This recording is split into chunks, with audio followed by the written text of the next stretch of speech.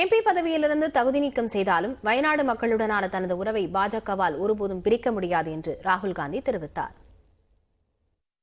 பிரதமர் குறித்து அவதூறாக பேசிய வழக்கில் சூரத் நீதிமன்றம் ராகுல் காந்திக்கு 2 ஆண்டு சிறை தண்டனை விதித்தது. இதனைத் தொடர்ந்து ராகுல் காந்தி எம்பி பதவியில் இருந்து தகுதி நீக்கம் செய்யப்பட்டார்.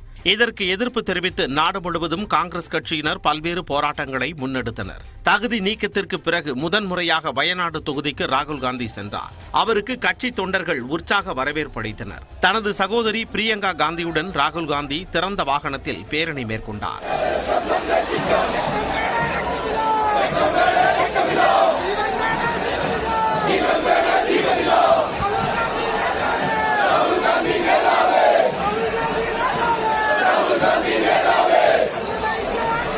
பின்னர் நடைபெற்ற பொதுக்கூட்டத்தில் பேசிய பிரியங்கா காந்தி ஒட்டுமொத்த அரசாங்கமும் கௌதம் அதானியை காப்பாற்ற முயற்சிப்பதாக குற்றம் சாட்டினார். இதனை எதிர்த்து ராகுல் எழுப்பிய கேள்விகளுக்கு பதிலளிக்க முடியாமல் அவரை தகுதி நீக்கம் செய்ததாக பிரியங்கா விமர்சித்தார். Our Prime Minister feels responsible to defend Mr. Adani, but he feels no responsibility towards the people of India. Aren't you tired of watching the Prime Minister change costumes every day and having no change in your own life, having no future to think of? There are jobs required. The government is doing nothing about it. இதனைத் தொடர்ந்து பேசிய ராகுல் Gandhi MP என்பது வெறும் அடையாளம்தான் என்று கூறினார். தனது பதவி, வீடு ஆகியவற்றை பறித்து பாஜக அரசால் தன்னை சிறைக்கு கூட அனுப்ப முடியும் என்றார். ஆனால் வயநாடு மக்களின் பிரதிநிதி என்பதை அவர்களால் ஒருபோதும் தடுக்க முடியாது என்று ராகுல் காந்தி தெரிவித்தார். The MP member of parliament is just a tag. It's a position, it's a post. So the BJP can take away the tag, they can take away the position, they can take away the house, they can put me in jail, but they cannot stop me from representing the people of West. தனது வீட்டிற்கு காவல்துறையை அனுப்பி அச்சமூட்டலாம் என்று பாஜக நினைப்பதாக ராகுல் விமர்சித்தார். ஆனால் ஒருபோதும் தான் அஞ்ச மாட்டேன் என்று கூறிய ராகுல் காந்தி பாஜகவை எதிர்த்து தொடர்ந்து போராடுவேன் என்றார். பாஜக தன்னை தொடர்ந்து கண்காணித்து நடவடிக்கை எடுத்து வருவதே தான் சரியான பாதையில் செல்வதற்கு சான்று என்றும் அவர் கூறினார். கேரளாவில் இந்நாள் காதலனுடன் சேர்ந்து முன்னாள் காதலனை கடத்தி நிர்வாணமாக்கி அடித்து உதைத்து வீடியோ எடுத்து சித்திரவதை செய்த கல்லூரி மாணவி கைது செய்யப்பட்டிருக்கிறார். திருவனந்தபுரம் அருகே வர்க்கலா செர்னியூரை சேர்ந்தவர் 19 வயதான லட்சுமி பிரியா. கல்லூரியில் 1ஆம் ஆண்டு படித்து வரும் இவர் அதே கல்லூரியில் 1ஆம் ஆண்டு படிக்கும் மாணவரை காதலித்ததாக கூறப்படுகிறது. ஆனால் இந்த மாணவிக்கு வேறொரு சீனியர் மாணவருடன் தொடர்பு ஏற்பட்டதால் முதல் காதலை தட்டி கழித்திருக்கிறார்.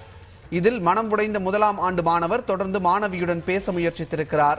இதனால் ஆத்திரமடைந்த லட்சுமி பிரியா முதல் காதலனை தனியாக ஒரு இடத்திற்கு அழைத்திருக்கிறார். இதை நம்பிச் சென்ற அந்த மாணவரை அங்கு மறைந்திருந்த 2வது காதலன் மற்றும் அவரின் நண்பர்கள் அடித்து துன்புறுத்தி சிகரெட்டால் சூடு வைத்து சித்திரவதை செய்தனர்.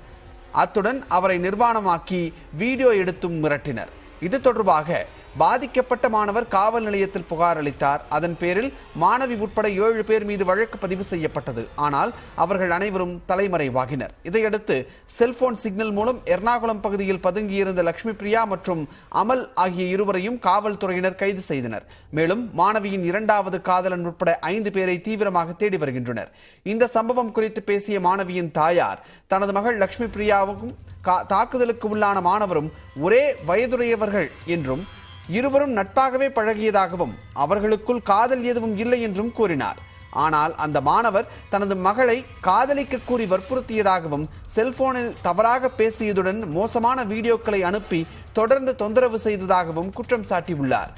அதேவேளையில் தாக்குதலுக்கு உள்ளான மாணவர் கூறுகையில் தன்னை மயக்கம் வரும் வரை 6 பேர் கொண்ட கும்பல் தாக்கியதாகவும் அதை லட்சுமி பிரியா செல்போனில் வீடியோ எடுத்ததாகவும் புகார் அளித்துள்ளார்.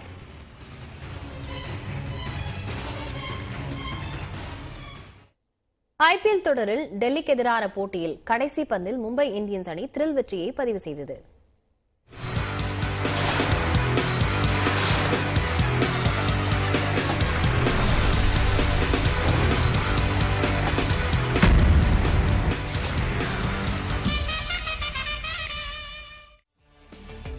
டெல்லியில் நடைபெற்ற இப்போட்டியில் டாஸ் வென்ற மும்பை பந்து வீச்சை தேர்வு செய்தது. டெல்லி அணி 98 ரன்களில் 5 விக்கெட்டுகளை இழந்து தவித்த நிலையில் கேப்டன் வார்னருடன் ஜோடி சேர்ந்த அக்ஷர் பட்டேல் மும்பை பந்து வீச்சை பதம் பார்த்தார். 25 பந்துகளை மட்டுமே சந்தித்த அவர் 5 சிக்சர்களுடன் 54 ரன்கள் குவித்தார். மற்றொரு முனையில் நிதான ஆட்டத்தை வெளிப்படுத்திய வார்னர் நடப்பு தொடரில் தனது 3வது அரை சதத்தை பதிவு செய்தார். அக்ஷர் பட்டேலும் டேவிட் வார்னரும் அடுத்தடுத்த ஆட்டமிழந்த நிலையில் டெல்லி 19.4 ஓவர்களில் 172 ரன்களுக்கு ஆட்டமிழந்தது. இதையடுத்து விளையாடிய மும்பை அணிக்கு கேப்டன் ரோஹித் சர்மாவும் இஷன் கிஷனும் சிறப்பான தொடக்கம் அமைத்தனர். இருவரும் முதல் விக்கெட்டிற்கு 71 ரன்கள் சேர்த்தனர். இஷான் கிஷன் 31 ரன்களில் ரன் அவுட் ஆகிய நிலையில் அடுத்து வந்த திலக் வர்மா 29 பந்துகளில் 41 ரன்கள் குவித்தார். பின்னர் வந்த நட்சத்திர வீரர் சூரியகுமார் யாதவ் முதல் பந்திலேயே அவுட் ஆகி மும்பை ரசிகர்களை ஏமாற்றினார். மற்றொரு முனையில் சிறப்பாக விளையாடிய கேப்டன் ரோஹித் சர்மா 65 ரன்களில் ஆட்டமிழந்த நிலையில் ஆட்டத்தில் விறுவிறுப்பு ஏற்பட்டது. கடைசி 2 ஓவர்களில் 20 ரன்கள் தேவைப்பட்டது.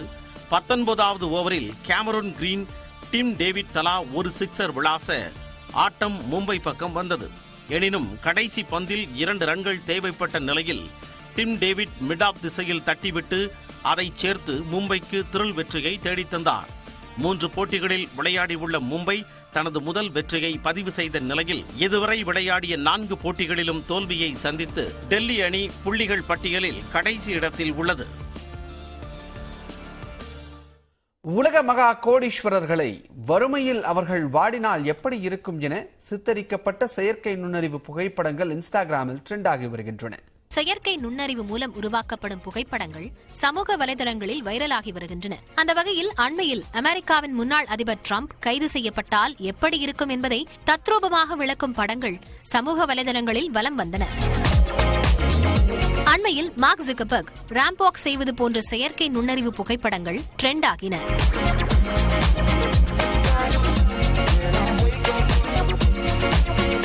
இதனைத் தொடர்ந்து பில்லியனர்கள் ஏழையாக இருந்தால் எப்படி இருப்பார்கள் என்பதற்கான படங்களை கோகுல் பிள்ளை வெளியிட்டுள்ளார். இவற்றை தனது இன்ஸ்டாகிராமில் பகிர்ந்துள்ள கோகுல் பிள்ளை ஸ்லம்டாக் மில்லியனர்கள் என்ற வாசகத்தையும் பதிவிட்டுள்ளார். இந்தியாவில் புலிகளின் எண்ணிக்கை அதிகரித்திருக்கும் சூழலில் புலிகளை பாதுகாக்க தொடங்கப்பட்ட ப்ராஜெக்ட் 50 திட்டம் என்றால் என்ன, திட்டத்தின் பயன் என்ன என்பதை இன்றைய எந்த பகுதியில் விளக்குகிறார் சிறப்பு செய்தியாளர் காயத்ரி.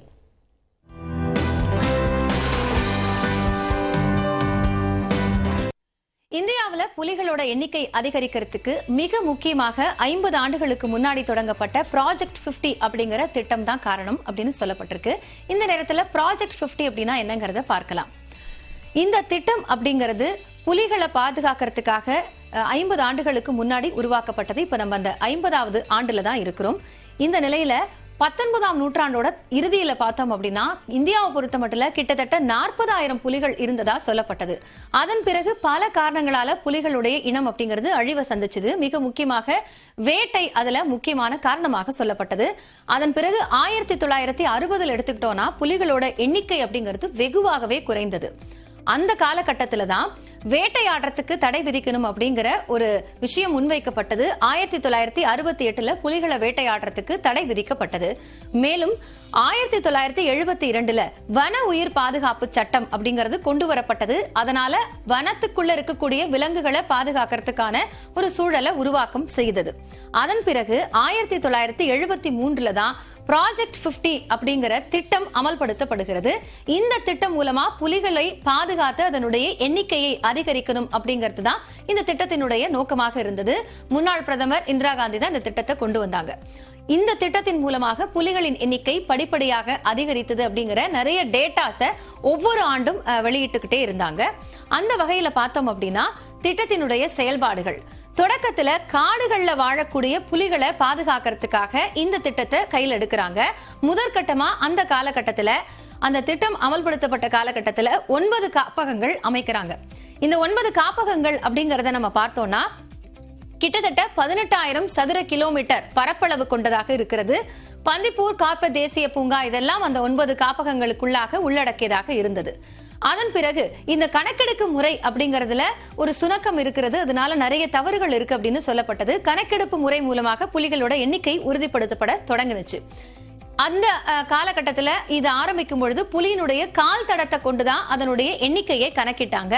அதன் பிறகு துல்லியமான எண்ணிக்கையே சொல்ல முடியாத நிலை இருந்துச்சு. காரணம் என்னன்னா, ஒரு வழித்தடத்துல நடந்து போயிருந்தாலும் திரும்ப அதை வேற ஒருத்தவங்க கணக்கெடுப்பு செய்யக்கூடும் அப்படிங்கிற ஒரு சூழல் காணப்பட்டது. அதன் பிறகுதான் 2005 இருந்து தேசிய புலிகள் பாதுகாப்பு ஆணையம் அப்படிங்கறத உருவாக்கி கணக்கெடுப்பு முறையை ஒவ்வொரு ஆண்டும் பட்டியலாக வெளியிட்டாங்க. அதன் பிறகு கேமரா டிராப் அப்படிங்கிற ஒரு கருவி மூலமா, அந்த கேமரா மூலமா புலியினுடைய நடமாட்டத்தை கண்காணித்து அதை கணக்கெடுக்கிறதுக்கான அந்த திட்டம் அப்படிங்கிறது ரொம்ப சக்சஸ்ஃபுல்லா மாறி இருந்தது. சோ அந்த வகையில நம்ம பார்க்கும் பொழுது காப்பகங்களோட எண்ணிக்கை இந்த 50 ஆண்டுகள்ல 9 54 அதிகரிச்சிருக்கிறது. இது ஆரம்பத்துல சரணாலயங்களாக இருந்தது. அதன் பிறகு இதனுடைய பரப்பளவு எவ்வளவு அதிகரிச்சது அப்படின்னு பார்த்தோம்னா கிட்டத்தட்ட 75,000 சதுர கிலோமீட்டராக உயர்ந்திருக்கிறது. 18,000 75,000 சதுர கிலோமீட்டராக உயர்ந்திருக்கிறது. இந்திய பரப்பளவிலேயே இது ஒட்டுமொத்தமாக 2.4 விழுக்காடாக இருக்கிறது. சோ இந்த வகையில நம்ம பார்க்கும் பொழுது 2006ஐயும் 2002ஐயும் ஒப்பிட்டு பார்க்கலாம். 2006ல 1411 புலிகளுடைய எண்ணிக்கை உயர்வை தொட்டது. அதன் பிறகு 2022ல 3167 புலிகளுடைய எண்ணிக்கை அப்படிங்கிறது உயர்ந்திருக்கு. இதை நம்ம ஆண்டு வாரியாக கணக்கிட்டு கூட பார்த்தோம் அப்படின்னா அதுல நல்ல வளர்ச்சி இருந்திருக்கிறது. உலகத்துல வாழக்கூடிய 70% புலிகள் அப்படிங்கிறது இந்தியாவில தான் இருக்கு அப்படிங்கறதும் இந்த அறிக்கையின் மூலமாக நமக்கு தெரிய வந்திருக்கு. சோ இந்த அடிப்படையில நம்ம பார்த்தோம்னா 2006ல இருந்து 2022 வரைக்கும் ஒப்பிடலாம்.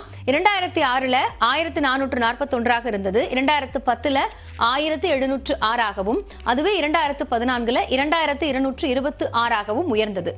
அடுத்த ஆண்டு அதாவது 2018ல நம்ம பார்த்தோம்னா 2967, அதுவே 2022ல 3167 உயர்ந்திருக்கிறது.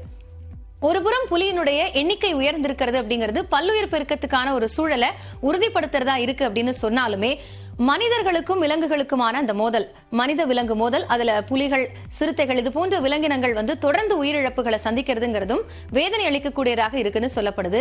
இது தவிர்க்கப்படக்கூடிய பட்சத்துல இன்னும் புலிகளுடைய பாதுகாப்பை உறுதி செய்ய முடியும்.